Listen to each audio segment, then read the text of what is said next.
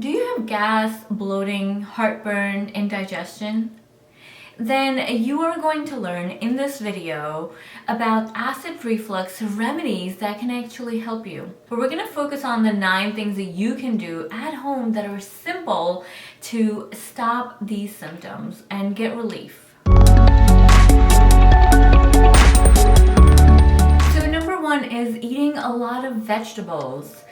Having more of a low carb plan, in a sense where you're eating more vegetables, you're not limiting your carbohydrates, because vegetables are carbohydrates. You're eating more greens and more colorful vegetables because first of all, they contain fiber and they fill you up. Second of all, they're much easier to digest if you're already suffering from digestive issues, and so they increase the transit time and to make sure that you're properly digesting and extracting nutrients from your food. So decrease refined carbohydrates specifically, and see for yourself how you feel. So number 2 is do not overeat. When you overeat, your stomach has to expand. So let me give you a better graphic there. The size of your stomach is fistful. Your fistful is your size of your stomach, and my fistful is my size of the stomach. So when we overeat, we expand our stomachs beyond what it needs to be, so it can feel discomfort. There can be discomfort, and it can even be painful. And when you're not digesting food properly, when you don't have other factors in playing a role like enough acid or enough enzymes, then you're going to have discomfort. So first start eating less, or eating a balanced meal and eating less so you're not overeating, which will right away prevent a lot of your symptoms. So number 3 is my favorite. So what we're gonna do in number 3 is you're gonna take apple cider vinegar. You're gonna take 1 tablespoon and add it to 4 ounces of water, and take that either as a shot or sip it slowly before your meals. Every meal, every time you're eating, so breakfast, lunch, and dinner. If your snack is a bigger snack, then I recommend it. If not, then don't take it for snack, just for meals, and try it with that and see how you feel. You will feel lighter, you'll feel your digestive symptoms are better, and if you're starting to feel that way, then it's very likely that you're producing low acid, not high acid. So keep that in mind. Okay, number 4 is breathing. And I have a video on breathing that I think is very important as well. Breathing is important because we are made to rest and digest.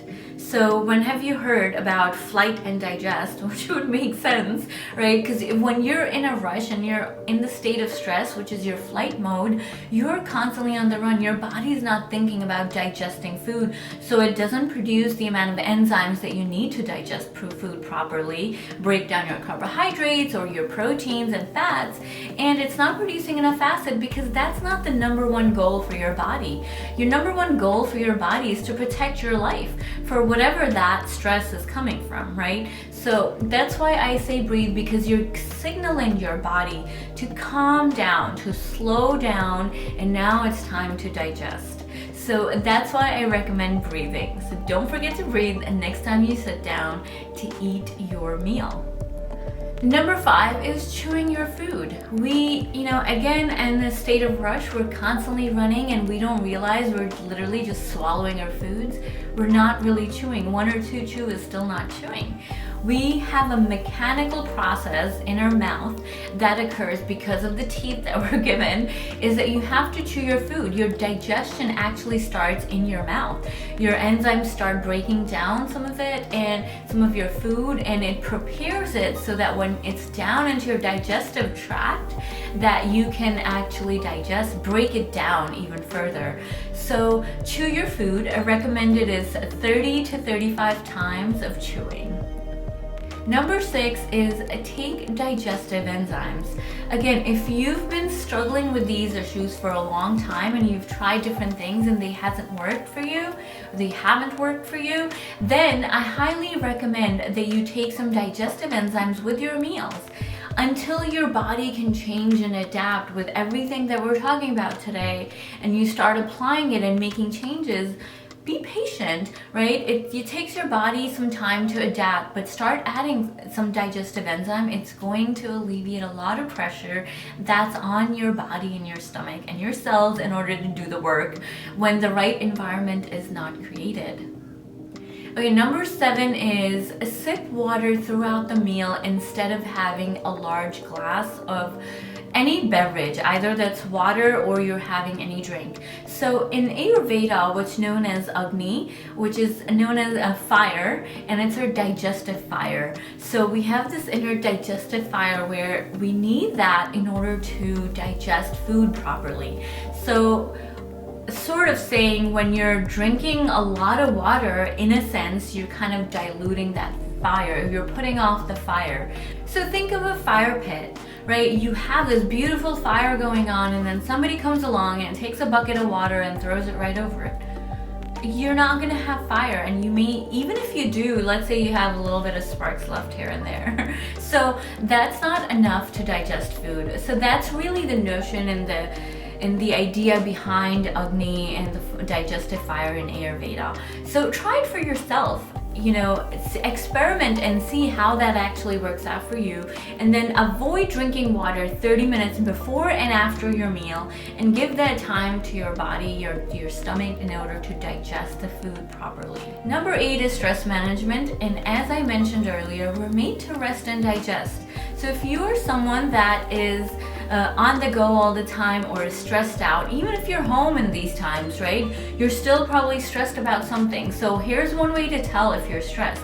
If you're eating your meal but constantly you're still thinking about something else, and you feel like you're eating fast and you feel like you're not breathing enough, those are some of those ways that you can start becoming self-aware that how you're eating. How fast are you eating? Are you timing how fast you're eating? Does it take you 10 minutes to eat or 20 or 30 minutes to actually enjoy your food and eat? So pay attention to those time and make sure that you're doing stress management techniques in addition to the breath work.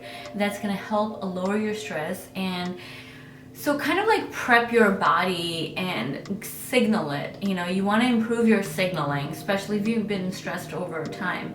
So that's why it's important to do some stress management work so you can over time make that changes.